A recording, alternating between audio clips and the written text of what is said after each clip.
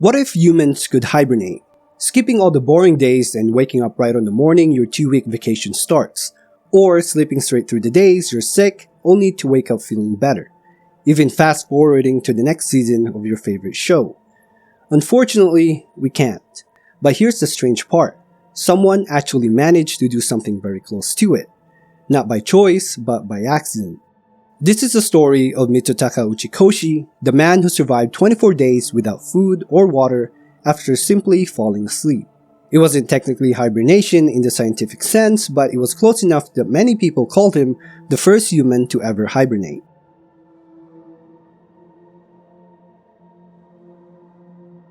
Mitsutaka Uchikoshi was 35 years old, working as a public servant for the city of Nishinomiya in Hyogo Prefecture, Japan.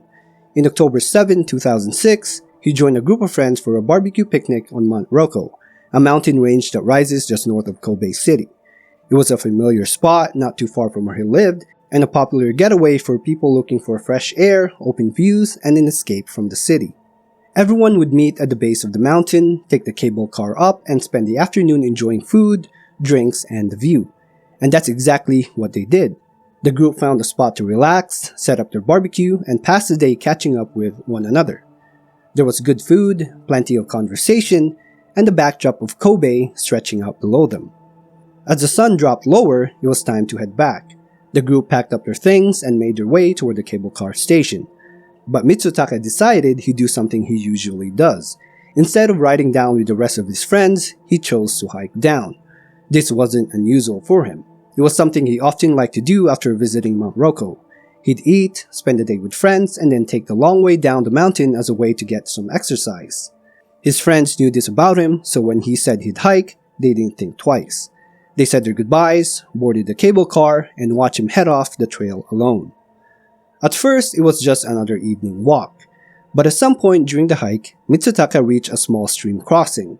As he tried to make his way across, he lost his footing. The slip sent him tumbling down the slope, and when he landed, the impact fractured his pelvis. The injury was serious. He was in extreme pain, bleeding pretty badly, and unable to move. He called out hoping someone would hear him, but by that time of day, the trails were quiet. Few people were still on the mountain, and his voice carried into empty space. As the daylight faded, it became clear no help was coming that night. He had water with him, which offered some comfort, but that was only one part of the problem. The other was the cold. Nights on Mount Rokko aren't freezing in early October, but they're cold enough to be dangerous if you're unprepared. Temperatures can drop to around 10 degrees Celsius or about 50 degrees Fahrenheit. That might not sound life-threatening if you're dressed for it, but Mitsutaka wasn't. He only had daytime clothes, something fine for a sunny afternoon, but far from enough for a night lying injured on the ground. With no way to move, no shelter, and no one to help, he had no choice but to endure the night and hope morning would bring rescue. When daylight returned, Mitsutaka was still in the same place, still in pain, and still unable to walk. He tried again to call for help, but after a night in the cold, his strength was fading. His voice was weaker, his cries carried less, the hours passed, and no one appeared. Another night came, and he endured it the same way. Exposed, injured, and powerless to change his situation. By the second day, he was barely able to move at all, his water was nearly gone, and his body was quickly wearing down. He likely realized then that he might not survive. He sipped the remaining water sparingly. He even drank some leftover barbecue sauce, hoping it might help ease the emptiness in his stomach. At some point that second day, exhausted and out of options, he decided the only thing left to do was rest. The sun was shining down on his face, warming him, and he felt a brief moment of comfort. He closed his eyes, expecting just to pass the time by sleeping. But instead of waking up a little later, Mitsutaka slipped into unconsciousness. And that's where he would remain. For not just a night or a few days, but for 22 days straight. 24 days after Mitsutaka's accident on October 31st, a hiker by complete chance stumbled across something they never expected to see. Lying in the mountain, barely recognizable as alive, was a man. It was Mitsutaka. Against every odd, he was still breathing, though just barely. His body was thin, frail and cold, and his pulse was so faint it was almost undetectable. The hiker quickly realized this wasn't a body, it was someone still clinging to life. He rushed to get help, contacting authorities, and soon rescuers arrived to carry Mitsutaka off the mountain. He was taken straight to a hospital in Kobe. Now, before I explain what happened next, there's something important I need to mention. I looked very hard into whether Mitsutaka was ever reported missing during those 24 days, and strangely, I couldn't find any mention of a search effort. No news articles, no reports of a large-scale rescue operation, not even confirmation that he'd officially been reported missing. Nearly a month gone, and there's nothing public that shows people were out looking for him. Of course, that raises questions. He was a government employee. Surely someone in his workplace would have noticed him missing, right? In Japan, work culture is known for being extremely strict.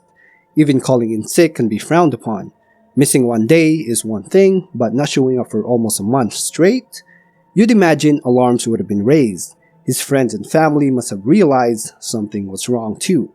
But again, there's simply no record of what kind of search, if any, took place. It's a strange detail, and it's worth mentioning for anyone who's skeptical of this story. All I can tell you is that Mitsutaka was gone for 24 days, and there's no clear trail of what happened in terms of people looking for him. At the hospital, his condition was dire. He was right at the edge of death. Doctors weren't sure if he would make it, but slowly, against expectations, he pulled through. When he was well enough to speak, authorities and medical staff asked him what had happened. The strange part was what came next. According to Mitsutaka, the last thing he remembered was closing his eyes on the second day. The next memory he had was waking up when he was rescued 22 days later. Doctors and authorities were obviously baffled. That meant he had been unconscious for 22 days straight without food or water, his body somehow keeping itself alive in a state that defied what's normally possible for humans.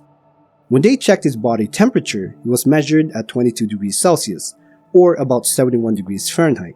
To put that into perspective, a normal body temperature is around 37 degrees Celsius, or 98.6 Fahrenheit. Anything below 28 Celsius or 82 Fahrenheit is classified as severe hypothermia, and it's usually fatal. Yet somehow, Mitsutaka survived 22. He was also suffering from organ failure. What was even more surprising was that he didn't die from thirst or hunger either. Medical experts couldn't make sense of it. By all accounts, no person should have been able to live through what he did.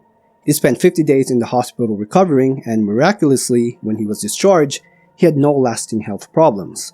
Doctors began to wonder if what had happened to Mitsutaka was a rare case of something called suspended animation.